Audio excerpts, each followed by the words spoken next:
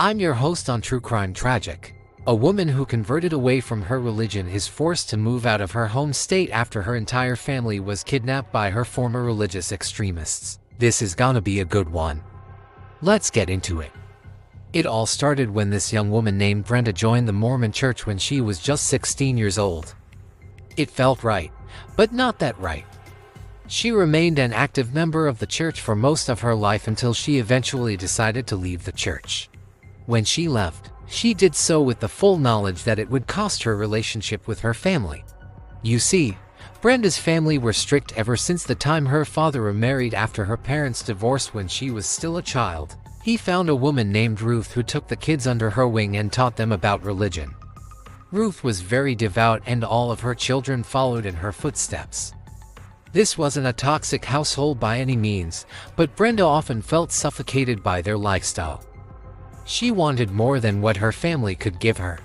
That desire for more led her to the Baptist church where she spent a lot of time with her youth group. The church became her second home. However, she began to notice many discrepancies between what the Baptist church taught and what the Bible actually said. After much research and prayer, she decided to leave the church and in an attempt to evolve and become through self-discovery. When she told her family, they were shocked and disappointed. They had no idea that she had been struggling behind the scenes. Since her father had remarried, she hadn't been living with him. Instead, she lived with her biological mother, who she described as kind and caring. But even she was unable to accept Brenda's decision. Soon, Brenda's phone calls home became less frequent. She couldn't handle the disappointment in her mom's voice every time she tried to talk to her. She moved on with her life, got married, had children of her own and settled down in North Carolina. Life was good until one day when Brenda received a call from her brother. Her family had found out that she had converted to something beyond their religious beliefs, which meant she was now a heretic. In other words, she had abandoned the true path and aligned herself with the forces of evil. According to her family, there was only one way to make up for this: she had to repent or suffer the consequences.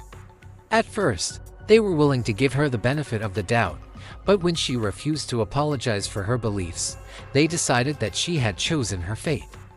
One evening, while Brenda was out with some friends, her brother and two of his sons showed up at her house. They broke in while her husband was out running errands and took her kids away. I hear glass breaking and I come to the front door and they Ray standing there with my two kids, she said. They just told me, "You need to go." I asked, "What am I supposed to do?" My brother says, "You know what you have to do. You need to take care of your kids." So, I took my two kids and we left. Even though she didn't know it at the time, Brenda would never see her children again. The two men returned the kids to her brother, then drove Brenda back to her house. When her husband arrived, he found the broken glass on the floor, but none of the neighbors had seen anything.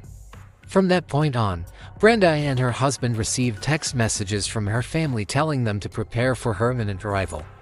She knew exactly what they meant, but her husband didn't. It wasn't until they drove to her mother's house to check on her welfare that everything became clear. Her mother wasn't there. Her car was gone and her front door was wide open. She immediately called the police to report her missing. They launched a massive manhunt, but it quickly turned up nothing. As days went by, Brenda grew increasingly worried. She could feel her mother's presence in the house, but she didn't know where she was or why her family was involved. Then came the text message. "Don't worry about your mom. She's safe. She'll be back soon enough." What did they mean? Was her mom still alive? Why had her family kidnapped her children?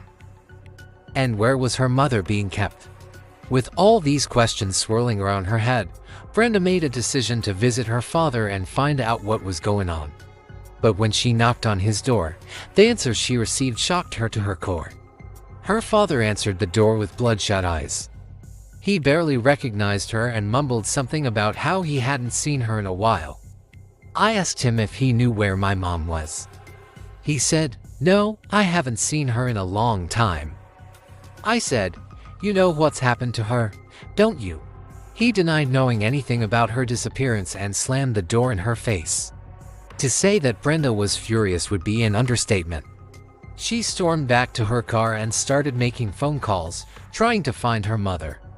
She reached out to her ex-husband, who put her in touch with his cousin, who had connections to private investigators.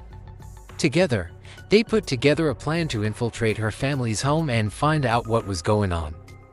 But as they searched the house, they kept coming up empty-handed. They found no signs of a struggle, no indication of where her family might have taken her mother. Just as they were about to give up hope, the private investigator noticed something strange in the fireplace. He opened it up and discovered a hidden compartment containing several items belonging to her mother, including her glasses, keys and cell phone. Then they found something else, a note written in her mother's handwriting that read, "If you're reading this, then they've taken me. Please forgive them." The note gave them a clue as to where her mother might be taken. But the question remained, why had her family done this? As the investigation continued, more pieces of the puzzle fell into place. Her family hadn't kidnapped her mother because they were worried about her safety. In fact, they had planned the whole thing months in advance. Her brother had even bought life insurance for their mother before the kidnapping took place. It seemed like the only logical explanation was that they wanted to collect on the insurance money. But why would they target their own family member? And why did they include Brenda's children in their twisted game? It was then that the private investigator remembered something odd. Brenda's brother had mentioned that the family was planning a trip to Utah around the time of the kidnapping. Could that be a coincidence? He decided to look into it further. He had a feeling that they had something to do with the kidnapping, so he contacted the FBI for help. It was also revealed that they had taken her kids in an effort to brainwash them into joining their faith. The FBI wasted no time in swooping in and arresting everyone involved, including her father, who turned out to be the leader of the cult. As for her mother, she was rescued from her captors and reunited with her daughter. The whole town was shocked by the news. No one could believe that such a thing could happen in their community. The story made national headlines and Brenda became known as the girl whose entire family had been kidnapped by her own father. In the aftermath, Brenda and her husband decided to start new life in another state. They left their old life behind and moved forward with their heads held high.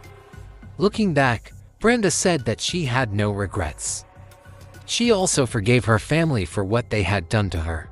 "I truly believe that if you hold on to anger and hate, it will eat away at you," she said. "I choose to let it go because I can't control what they do or what they believe. All I can control is how I react to it." Today, Brenda lives a happy and fulfilling life with her husband and children. She works as a nurse and volunteers at a local animal shelter. She also speaks out against religious extremism in an effort to prevent other families from going through what she did.